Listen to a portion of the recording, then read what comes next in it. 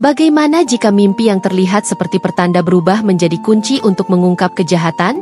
Kisah ini menceritakan seorang TKW asal Jawa yang dengan keberanian dan ketulusannya berhasil menggagalkan rencana pencurian besar di rumah majikannya di Arab Saudi. Dibimbing oleh firasat dari mimpi, ia mengungkap kebenaran yang mengejutkan dan membawa perubahan besar dalam hidupnya. Apakah mimpi itu kebetulan atau petunjuk dari Tuhan? Namun sebelum kita mulai, mari kita bersyalawat kepada Nabi Muhammad dengan mengetikkan di kolom komentar, Allahumma salli ala Muhammad wa ala ali Muhammad. Jangan lupa untuk subscribe channel ini. Saya mendoakan, semoga setiap pendengar cerita ini mendapatkan pahala berlipat, rezeki yang lancar, dan keberkahan hidup. Amin. Ayo, mari kita simak cerita selengkapnya. Siti duduk termenung di sudut dapur rumah besar itu. Aroma rempah-rempah khas timur tengah bercampur dengan harumnya nasi kebuli yang baru matang. Matanya yang lelah memandang keluar jendela, menatap langit Riyadh yang begitu berbeda dengan sawah-sawah hijau di desanya. Sudah 3 tahun ia bekerja sebagai TKW di rumah keluarga Sheikh Abdul, seorang pengusaha minyak yang dihormati. Meski pekerjaannya berat, ia merasa bersyukur karena majikannya baik hati, terutama Nyonya Fatimah yang memperlakukannya seperti saudara. Namun, hidup Siti tidak selalu mulus. Sebagai anak perempuan dari keluarga sederhana di Jawa, ia membawa beban besar ketika memutuskan untuk merantau. Adiknya yang masih kecil dan ibunya yang sakit-sakitan menggantungkan harapan padanya. Surat-surat dari desa selalu penuh doa, namun juga keluhan tentang biaya hidup yang semakin sulit. Siti hanya bisa membalas dengan kiriman uang dan surat-surat berisi janji bahwa ia akan pulang saat segalanya lebih baik. Dalam hati, ia menyimpan rasa rindu yang tak tertahankan. Rumah keluarga Sheikh Abdul megah, hampir seperti istana. Namun, bagi Siti, rumah itu menyimpan keheningan yang aneh. Malam-malam di sana seringkali sunyi, bahkan terkadang mencekam. Suara angin gurun yang menerpa jendela membuatnya teringat akan cerita mistis dari desanya. Ia teringat kata-kata ibunya sebelum berangkat. "Nak, kalau kau bermimpi aneh, itu bisa jadi peringatan. Jangan abaikan. Mimpi itu punya makna." Namun, ia tidak pernah menyangka pesan itu akan menjadi kenyataan di tanah perantauan ini. Hari itu, suasana rumah berubah. Seorang sopir baru, Khalid, datang untuk menggantikan sopir lama yang pensiun. Khalid bertubuh tinggi, dengan wajah keras dan sorot mata yang sulit ditebak. Ia jarang bicara dan hanya menjawab seadanya jika diajak berbicara. Namun, Siti merasa ada sesuatu yang janggal tentangnya. Beberapa kali ia memergoki Khalid berdiri terlalu lama di depan pintu kamar majikannya, seolah sedang mengamati sesuatu. Siti tidak berani bertanya, tapi perasaan was-was itu mulai mengganggunya. Siti adalah tipe orang yang memperhatikan hal-hal kecil. Ia menyadari bahwa sejak Khalid datang, beberapa barang kecil di rumah sering berpindah tempat tanpa sebab. Misalnya, kotak perhiasan kecil milik Fatimah yang biasanya terletak di meja rias kini seringkali ditemukan di tempat lain. Ketika Siti mencoba memberitahu Fatimah, nyonya rumah itu hanya tersenyum dan berkata, "Mungkin kau terlalu lelah, Siti. Jangan terlalu dipikirkan." Namun, bagi Siti, itu bukan hal biasa. Malamnya, setelah semua penghuni rumah tidur, Siti duduk di kamarnya yang kecil sambil memandangi foto keluarganya. Ia merasa beban berat di dadanya, seolah ada sesuatu yang akan terjadi. Ketika ia mulai memejamkan mata, ia berdoa agar diberikan kekuatan. Namun, malam itu, tidurnya tidak tenang. Dalam mimpinya, ia melihat ular hitam besar melata di rumah majikannya. Ular itu merayap perlahan menuju kamar Fatimah, melingkari lemari besi yang terletak di sudut ruangan. Siti terbangun dengan napas tersengal. Ia merasa ada sesuatu yang salah. Mimpi itu begitu nyata, hingga ia bisa merasakan dinginnya lantai marmer tempat ular itu melata. Pikirannya kembali pada pesan ibunya tentang mimpi sebagai peringatan. Namun, ia tidak tahu bagaimana harus menyikapi hal ini. Apakah ia harus menceritakannya pada Fatimah? Bagaimana jika dianggap tahayul? Di tengah kebingungannya, Siti mendengar langkah kaki di luar kamar. Langkah itu terdengar berat, seperti seseorang yang sengaja berjalan pelan-pelan. Ia menahan napas, mencoba mengintip dari celah pintu. Bayangan Khalid melintas di lorong, menuju kamar majikannya. Malam itu, Siti hanya bisa memandangi dengan rasa cemas yang menyesakkan dada. Belum sadar bahwa ia sedang berada di ambang takdir besar yang akan mengubah hidupnya dan majikannya. Malam itu berlalu dalam ketegangan, namun Siti tidak punya keberanian untuk mengungkapkan apa yang ia lihat kepada siapapun. Pagi harinya, ia berusaha menjalani rutinitas seperti biasa. Namun, kegelisahan yang ia rasakan tidak kunjung hilang. Bayangan ular hitam dalam mimpinya terus menghantui pikirannya, terutama ketika ia berpapasan dengan Khalid di lorong.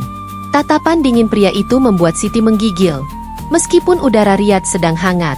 Saat membersihkan kamar Fatimah, Siti kembali teringat mimpi itu. Lemari besi yang ada di sudut ruangan berdiri kokoh, namun kini terasa seperti benda yang penuh rahasia. Ia mencoba menepis pikirannya, tetapi intuisi yang kuat membuatnya tetap gelisah. Apa yang sebenarnya disembunyikan oleh mimpi itu? Gumamnya pelan. Fatimah, yang sedang merias wajahnya, memperhatikan ekspresi Siti yang terlihat berbeda. Kau terlihat pucat. Siti, apa kau sakit? Tanya Fatimah dengan nada lembut. Siti hanya menggeleng sambil tersenyum tipis, tidak ingin membuat majikannya khawatir. Namun, akhirnya Siti memberanikan diri untuk menceritakan mimpinya kepada Fatimah. Ia memulai dengan hati-hati, menjelaskan bahwa ia memiliki tradisi keluarga yang percaya bahwa mimpi bisa menjadi peringatan. Fatimah mendengarkan dengan penuh perhatian, tetapi di akhir cerita, ia hanya tertawa kecil. Kau ini terlalu banyak berpikir, Siti. Jangan biarkan mimpi mengganggu pikiranmu. Semua akan baik-baik saja, ujar Fatimah sambil menepuk pundaknya. Namun, di balik senyumannya, Fatimah terlihat agak terganggu. Hari berikutnya, ketegangan semakin memuncak. Fatimah kehilangan cincin emasnya, yang biasanya selalu ia letakkan di meja rias. Siti ikut panik membantu mencarinya, tetapi cincin itu seperti menghilang tanpa jejak. Mungkin aku lupa menaruhnya, ujar Fatimah mencoba menenangkan diri, meskipun matanya menunjukkan kegelisahan. Bagi Siti, ini adalah tanda bahwa sesuatu yang buruk benar-benar sedang terjadi. Apalagi, Khalid terlihat lebih sering berkeliaran di sekitar kamar majikannya dengan alasan membersihkan mobil di garasi yang terletak dekat kamar itu. Malamnya, mimpi itu datang lagi. Kali ini, ular hitam dalam mimpinya tampak lebih besar dan menyeramkan. Ia melihat ular itu menyusup ke dalam lemari besi, melilit harta benda di dalamnya. Siti terbangun dengan napas memburu, keringat dingin membasahi tubuhnya. Ia yakin, ini bukan sekadar mimpi biasa. Pikirannya semakin dipenuhi kecemasan, tetapi ia juga takut dianggap berlebihan jika terus membahasnya kepada Fatimah. Siti merasa seperti berada di tengah jurang antara intuisi dan kenyataan. Di pagi hari, Sheikh Abdul mendapati pintu garasi sedikit terbuka. Ia memanggil Siti dan Khalid untuk menanyakannya, tetapi Khalid dengan tenang menjawab bahwa ia lupa menutup pintu karena sedang terburu-buru mengantar tamu semalam. Sheikh Abdul tampak puas dengan penjelasan itu, tetapi Siti menangkap raut wajah Khalid yang sekilas menunjukkan ketidaknyamanan. Dalam hati, ia semakin yakin bahwa pria itu menyembunyikan sesuatu. Siti mencoba mencari waktu untuk berbicara lagi dengan Fatimah, tetapi nyonya rumah itu sedang sibuk menerima tamu penting. Siti hanya bisa menunggu sambil terus mengawasi Khalid dari kejauhan. Ia merasakan jantungnya berdetak lebih cepat setiap kali pria itu lewat. Tanpa sadar, ia mulai membayangkan skenario terburuk yang bisa saja terjadi. Namun, ia tahu bahwa ia tidak bisa diam saja. Dalam dirinya, ia mulai menyusun rencana untuk mencari tahu apa yang sebenarnya disembunyikan oleh Khalid. Malam itu, saat semua penghuni rumah tertidur, Siti kembali duduk di kamarnya yang kecil. Ia berdoa dalam hati, memohon keberanian dan petunjuk. Rasa takut masih menghantuinya, tetapi ia tahu bahwa mimpi-mimpinya tidak bisa diabaikan. Sambil memegang rosario kecil yang dibawanya dari desa, ia bertekad untuk mengungkap apa yang sebenarnya terjadi, meskipun ia harus menghadapi bahaya yang belum ia ketahui. Pagi itu dimulai dengan suasana yang tidak seperti biasanya. Suara teriakan Nyonya Fatimah menggema dari kamar utama, memecah keheningan rumah megah itu. Siti yang sedang mencuci piring di dapur segera berlari menuju sumber suara. Di depan pintu kamar, ia melihat Fatimah duduk di lantai dengan wajah pucat dan tangan gemetar, menunjuk ke arah lemari besi. "Perhiasanku, hilang semua!" Suaranya terdengar serak, nyaris bergetar. Sheikh Abdul yang baru saja datang dari ruang kerja langsung menghampiri istrinya. Wajahnya berubah tegang mendengar berita itu. Siti berdiri terpaku di ambang pintu, merasa seperti ada sesuatu yang pecah di dalam dirinya. Mimpinya tentang ular hitam kini terngiang jelas di benaknya. lemari besi yang menjadi pusat dalam mimpi itu benar-benar telah menjadi tempat terjadinya musibah. "Apa yang terjadi, Nyonya?" tanya Siti dengan suara pelan. Fatimah hanya menggeleng sambil menangis. Sheikh Abdul segera memanggil polisi untuk menyelidiki kejadian tersebut. Seluruh penghuni rumah, termasuk Khalid, diminta untuk tetap berada di tempat sampai polisi tiba. Ketika polisi mulai menyelidiki, suasana rumah berubah mencekam. Setiap sudut rumah diperiksa, tetapi tidak ada tanda-tanda pembobolan. Pintu lemari besi tidak menunjukkan bekas paksa, seolah-olah pelakunya memiliki akses penuh ke dalamnya. Kecurigaan mulai menyebar, dan suasana yang semula harmonis berubah menjadi tegang. Siti merasa cemas. Dalam hati, ia yakin Khalid terlibat. Tetapi bagaimana ia bisa menjelaskan hal itu tanpa bukti yang jelas? Sore itu, polisi menginterogasi setiap penghuni rumah, termasuk Siti. Ketika gilirannya tiba, ia mencoba menceritakan tentang mimpi dan perasaan curiganya terhadap Khalid. Namun, salah satu petugas hanya tersenyum tipis, seolah tidak menganggap serius kata-katanya. "Mimpi? Itu bukan bukti yang bisa kami gunakan, Nona," kata salah satu dari mereka dengan nada datar. Siti merasa kecewa, tetapi ia tahu bahwa ia tidak boleh menyerah. Di sisi lain, Khalid tetap tenang sepanjang penyelidikan. Ia bahkan menawarkan bantuan untuk mencari perhiasan yang hilang, seolah-olah dirinya tidak memiliki hubungan apapun dengan kejadian itu. Namun, bagi Siti, ketenangan itu justru menambah kecurigaannya. Ketika tidak ada yang melihat, ia memperhatikan Khalid memasukkan sesuatu ke dalam kantong jasnya dengan cepat. Gerak-geriknya yang aneh membuat Siti semakin yakin bahwa pria itu menyimpan rahasia besar. Malam itu, Siti mencoba mencari keberanian untuk berbicara lagi dengan Fatimah. Ia mengetuk pintu kamar nyonya rumah, lalu menceritakan semua firasat dan mimpinya secara rinci. Fatimah yang awalnya skeptis, kini mulai merasa bahwa apa yang dikatakan Siti masuk akal. "Kau yakin Khalid terlibat?" tanya Fatimah dengan nada berbisik. Siti mengangguk. Tetapi ia tidak memiliki bukti kuat untuk mendukung firasatnya. "Kalau begitu, kita harus mencari tahu lebih banyak," jawab Fatimah sambil menghela napas panjang. Kesempatan itu datang lebih cepat dari yang Siti duga.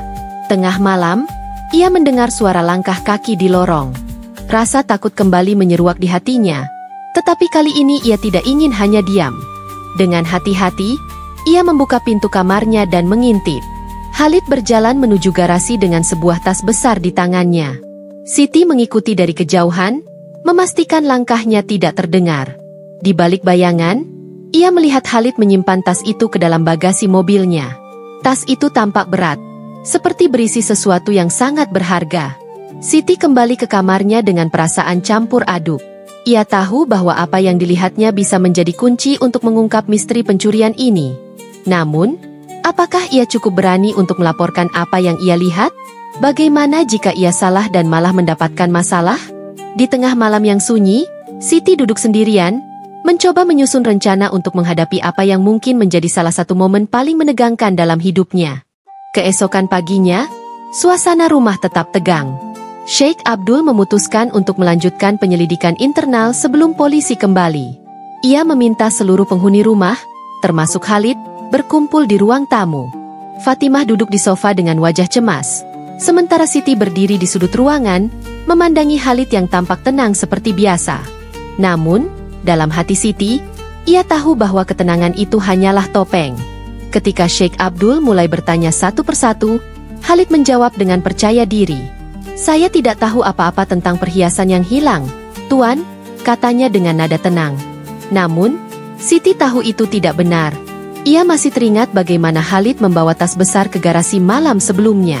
Dengan keberanian yang tumbuh dari rasa tanggung jawab, Siti akhirnya angkat bicara. "Maaf, Tuan, tapi semalam saya melihat Khalid membawa tas besar ke garasi. Saya pikir itu mencurigakan," katanya dengan suara pelan namun tegas. Semua mata langsung tertuju pada Khalid. Pria itu tampak kaget, meskipun berusaha mempertahankan ekspresi tenangnya. "Tas itu hanya berisi peralatan saya, tidak ada yang mencurigakan," jawabnya cepat. Namun, Sheikh Abdul, yang biasanya tenang, terlihat mulai kehilangan kesabarannya.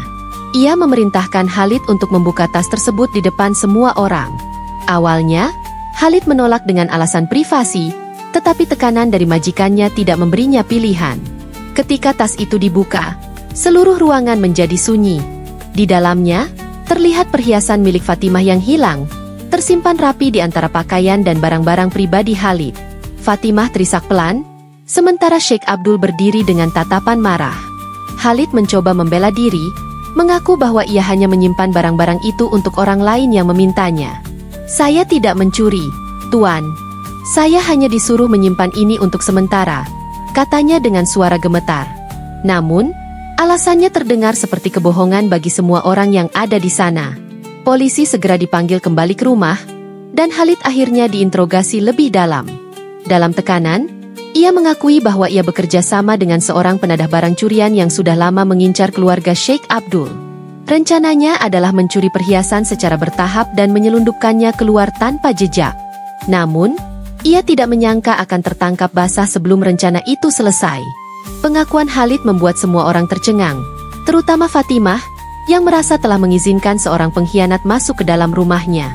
Di tengah situasi yang tegang itu, Fatimah memeluk Siti dan menangis. "Terima kasih, Siti. Jika bukan karena keberanianmu, aku tidak tahu bagaimana akhirnya ini," katanya dengan penuh rasa syukur. Sheikh Abdul pun mengucapkan terima kasih, meskipun dengan nada berat. Ia merasa bersalah karena awalnya tidak terlalu memperhatikan peringatan dari Siti. "Kau menyelamatkan rumah ini, Siti," katanya pelan, namun penuh makna. Malam itu, setelah Khalid dibawa pergi oleh polisi, suasana rumah terasa jauh lebih lega. Namun, Siti masih merasa bergetar setiap kali mengingat mimpinya tentang ular hitam. Baginya, mimpi itu bukan hanya sekadar peringatan, tetapi juga sebuah pertanda bahwa ia memiliki tanggung jawab besar untuk melindungi keluarga yang telah mempercayainya. Di kamarnya yang sederhana, ia berdoa dengan penuh rasa syukur, memohon agar selalu diberi kekuatan untuk menjalani hari-harinya di tanah perantauan. Ketika matahari terbit keesokan harinya, Siti merasa seolah-olah beban besar telah terangkat dari pundaknya. Ia tidak hanya berhasil mengungkap kejahatan di rumah majikannya, tetapi juga membuktikan bahwa firasat dan keberanian kecil bisa membawa perubahan besar. Meski jauh dari rumah, ia merasa bangga telah menjadi cahaya bagi keluarga majikannya, seperti namanya, cahaya perantauan. Hari itu, suasana di rumah keluarga Sheikh Abdul kembali tenang. Namun, bagi Siti, perasaan lega bercampur haru masih menyelimuti hatinya. Pagi itu, ia dipanggil oleh Sheikh Abdul ke ruang kerja. Dengan penuh rasa gugup, Siti mengetuk pintu dan masuk perlahan. Sheikh Abdul duduk di kursinya dengan ekspresi serius, sementara Fatimah berdiri di sampingnya, tersenyum lembut. "Duduklah, Siti," ujar Sheikh Abdul, suaranya berat namun penuh arti. Siti menunduk sopan, lalu duduk di kursi yang telah disiapkan. Sheikh Abdul memandangnya dalam-dalam, seolah ingin memastikan bahwa kata-kata yang akan keluar dari mulutnya benar-benar sampai ke hati. "Aku ingin mengucapkan terima kasih, Siti. Kau bukan hanya pekerja, tapi telah menjadi penjaga bagi rumah ini. Jika bukan karena keberanianmu, kami mungkin kehilangan lebih dari sekadar perhiasan," katanya. Suaranya tegas, namun Siti bisa merasakan ketulusan di dalamnya. Fatimah melangkah maju sambil membawa sebuah kotak kecil berwarna merah. Ia menyerahkannya kepada Siti dengan senyum hangat. "Ini adalah tanda terima kasih kami. Aku tahu kau tidak pernah meminta apa-apa, tapi kau pantas mendapatkannya," katanya. Siti menerima kotak itu dengan tangan gemetar. Ketika ia membukanya, ia terkejut melihat seuntai kalung emas yang sangat indah. Kalung itu adalah salah satu perhiasan kesayangan Fatimah yang telah diselamatkan. "Nyonya, ini terlalu berharga. Saya tidak bisa menerimanya," kata Siti dengan suara bergetar. Namun, Fatimah menggeleng. "Kau lebih berharga bagi kami, Siti." Sheikh Abdul kemudian menyerahkan amplop berisi bonus uang yang besar. "Gunakan ini untuk keluargamu di rumah.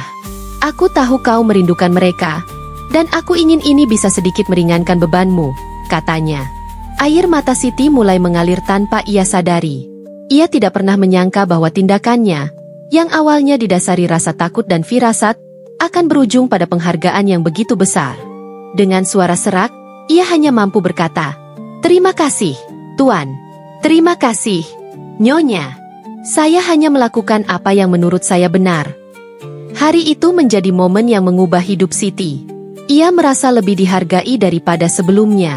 Ketika ia kembali ke kamarnya, ia menatap foto keluarganya yang tergantung di dinding. Dalam hati, ia berjanji untuk menggunakan hadiah ini dengan bijak demi masa depan keluarganya di Jawa. Ia juga bersyukur karena telah diberi kekuatan dan keberanian untuk menjalani momen-momen sulit itu. Malam harinya, Fatimah mengajak Siti untuk makan malam bersama di ruang keluarga, sesuatu yang jarang terjadi sebelumnya. Mereka duduk bersama, berbicara, dan tertawa. Untuk pertama kalinya, Siti merasa seperti bagian dari keluarga itu, bukan hanya sebagai seorang pekerja. Hubungan antara mereka semakin erat, dan rasa saling percaya yang terbangun menjadi fondasi baru bagi kebersamaan mereka. Namun, di balik semua kebahagiaan itu, Siti masih menyimpan satu doa. Ia memohon kepada Tuhan agar keluarganya di Jawa selalu sehat dan diberi rezeki yang cukup. Ia merasa bahwa mimpi ular hitam itu adalah peringatan, tetapi juga sebuah anugerah yang mengajarinya untuk selalu percaya pada intuisi dan keberanian. Baginya, pengalaman ini adalah bukti bahwa Tuhan selalu menjaga mereka yang tulus hati. Ketika matahari terbit keesokan harinya, Siti merasa seperti orang baru. Ia tidak hanya bekerja sebagai seorang TKW, tetapi juga sebagai seorang pelindung bagi keluarga yang mempercayainya. Ia berjalan ke dapur dengan senyum di wajahnya, memulai hari dengan semangat baru. Dalam hati, ia berbisik, "Terima kasih, Tuhan. Aku mungkin hanya seorang perantau, tapi aku ingin menjadi cahaya bagi siapapun di sekitarku."